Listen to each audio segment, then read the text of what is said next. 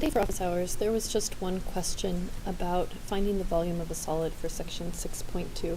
It's number 4. I think it's an additional example that's a good example to see. So suppose B is a solid whose base is the circle x squared plus y squared equals 4, and whose vertical slices perpendicular to the x-axis are equilateral triangles, and we want to compute the volume of B. So let's start by getting an idea of what this figure looks like. I always start by drawing a picture, or at least mentally trying to figure out what each of these pieces mean. This equation, x squared plus y squared equals 4, is a circle of radius 2, and I know that by Pythagorean Theorem that an x-coordinate squared plus a y-coordinate squared is 4.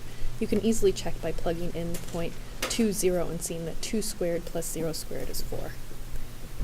People oftentimes just look at this and say it's a radius of 4, and that's incorrect. So first I'm going to start by just writing a top view of what this figure looks like. It's a circle of radius 2 for the base, and then it says that each of the slices are perpendicular to the x-axis and they look like equilateral triangles. So I don't have enough dimensions in this top view sketch to get a great idea of what these equilateral triangles look like, but I do know that they're perpendicular to the x-axis and they're going to extend upward. I could sort of draw a fake triangle this way to give you the idea of equilateral triangle. A better view might be to draw a three-dimensional figure. Let's see. So we want something that's circular in the base, and so this is going to be my x, this is going to be my y, and here's my circle for the base. These triangles are perpendicular to the x-axis. Maybe I'll do it in a different color. So if I'm thinking of taking out the slice of just one of these triangles, because it's equilateral, the length of this base is going to be exactly equal to the length of the sides. So here's my image of one of these triangles.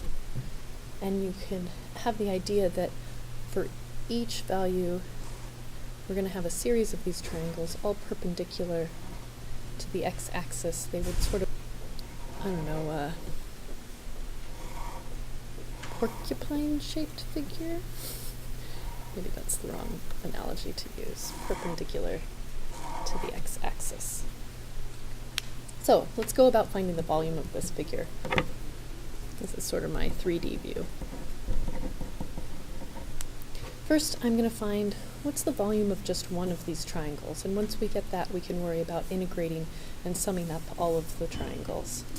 So just looking at one of the triangles, maybe I'll keep this picture here for a reference. You can't see that. Here's my reference picture.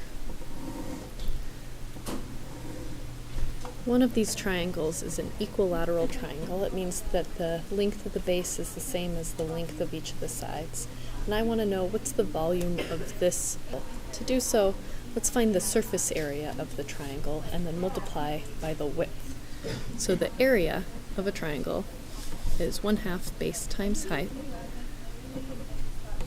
So let's do that step by step. Let's look, what is the length of the base of this triangle? Notice that it changes depending upon what our x value is, that as our x values go in this direction, the base of the triangle is small, and as the x values go bigger, this value increases. It's tempting maybe to say that the base is 4, but that's just the maximum base. Really, half of the base, this length right here, is exactly equal to y. And look at my whole view, I can see maybe from this triangle, I see that the length from here to here is exactly half the height of the circle. If I plug in this x value, this length is going to be the y value associated with that x value for this equation. So I'm going to label this length as y, which is half of this length here, and it means that my base is actually twice that big. My base is going to be 2y. And because it's an equilateral triangle, if my base is 2y, it means that this side is also 2y, and this side is also 2y, and we need to know, in order to find the area of the triangle, what is this height. And we can use Pythagorean theorem. So, by Pythagorean theorem, this length, maybe I'll show you what I'm doing in red. I'm doing Pythagorean theorem on this right triangle to find the height of a triangle that's equilateral whose base is 2y. The y squared plus h squared is going to be the hypotenuse squared, which is 2y squared.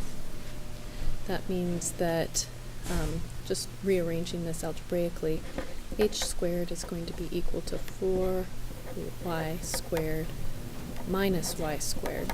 I subtracted y squared from each side, and I squared this, and that means that h squared is equal to 3y squared, combining like terms. So h is equal to the square root of 3y squared, and I don't have to worry about plus or minus, I'm only accounting. That leaves me with the square root of 3 times y. With that information, we're able to figure out what the area of this triangle is.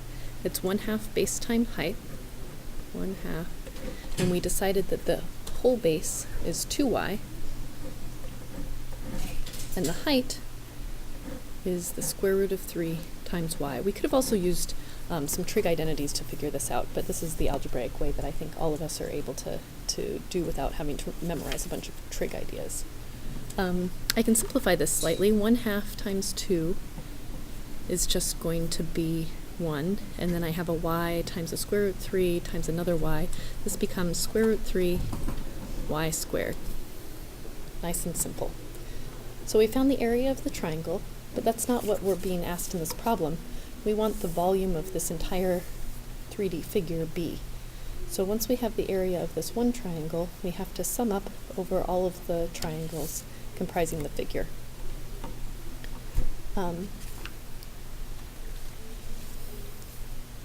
Looking back at our picture, because these segments were perpendicular to the x-axis, it means that the width of this way, is a delta x width. Right? I can see that maybe more clearly from my top view. If I'm picking out one of these triangle slices, what's changing here? My x values are the values that are changing as I go from some smaller x value to some bigger x value. This width is a delta x width. So when I integrate, I want to make sure that I'm integrating over a variable x. And my integration is going to go from these tiny triangles over here at x equals -2 to the big triangles over here at x equals they get bigger and then they get smaller again at x equals 2. So that means my integral is the integral from x equals -2 to 2 of these triangles. And in this case, it's the cube root of y squared dx. I'm integrating over x. It was a delta x. This is where red flags should raise. I'm going to write this in red. But looking at this, we have a big problem. Notice that these variables don't match. Variable mismatch. We need to integrate with respect to x, but we found the area of these triangles with respect to y. It means we need to change our area from being a y variable into being an x variable, right? Because I need to integrate with respect to x. How do I do that? How can I convert? Maybe I'll write convert the cube root of 3 times y squared into a function of x. And how do I do that? What is the relationship between x and y? Thankfully, we know what the relationship is. I'm going to use the fact that we were given, looking back at our original circle, what's the relationship between our x's and our y's? All of our x's and y's lie on this circle, so they have to follow the relationship x squared plus y squared equals 4. If x squared plus y squared equals 4, that means that y squared is equal to 4 minus x. And I can use, 4 minus x squared. And I can use this to plug back into here, and I see that this expression becomes square root 3 times y squared, which is actually 4 minus x squared. Nice. So we've solved our problem. We had the square root of 3 y squared was the triangles, but we could also rewrite it in terms of x. This is also the area of a triangle. So my integral becomes the integral from x equals -2 to 2 of the square root of 3 times 4 minus x squared dx. This was my scratch work to the side. All right. So with that scratch work, now we have the easy part. Now we're just going to do the integration. So my integral, I can pull the square root 3 out front because it's just my integral goes from -2 to 2 of the expression 4 minus x squared dx. This becomes the square root of 3 times 4x minus 1/3 x cubed, raising the power, multiplying by the reciprocal, and I evaluate it from -2 to 2. I'm going to plug in the upper bound first, and I got 2 times 4 is 8. 2 to the third is also 8, so minus 8/3. This is evaluated at the upper bound, and now I'm going to subtract out what happens when I evaluate at the lower bound. Plugging in -2, I get -8, and plugging in -2, I would get -8 times -1/3 becomes positive 8/3, right? Because I'm subtracting a negative value, makes it positive. And this becomes square root 3 times, I'm subtracting a -8, that becomes 16. I'm also taking -8/3 and subtracting 8 more thirds, that's minus 16 thirds. I want to get a common denominator, so I get 16 times 3 is 48, minus 16 thirds, and I end up with 48 minus 16 is 32 thirds times the square root of 3 is my final volume.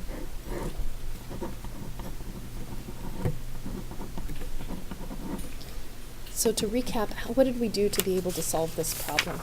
The first thing that we did is I drew a picture of the base, and I identified what the cross-section. The next thing is I tried to do a 3-dimensional drawing to get me an idea of what each of those cross-sections would look given the space.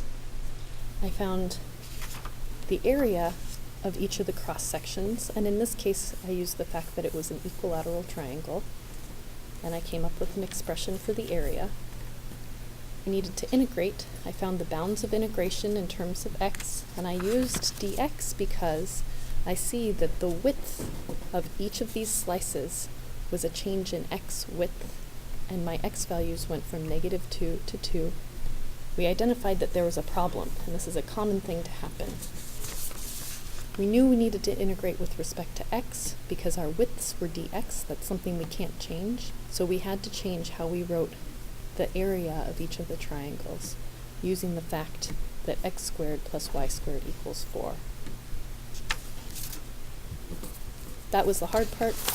The easy part is completing the integration.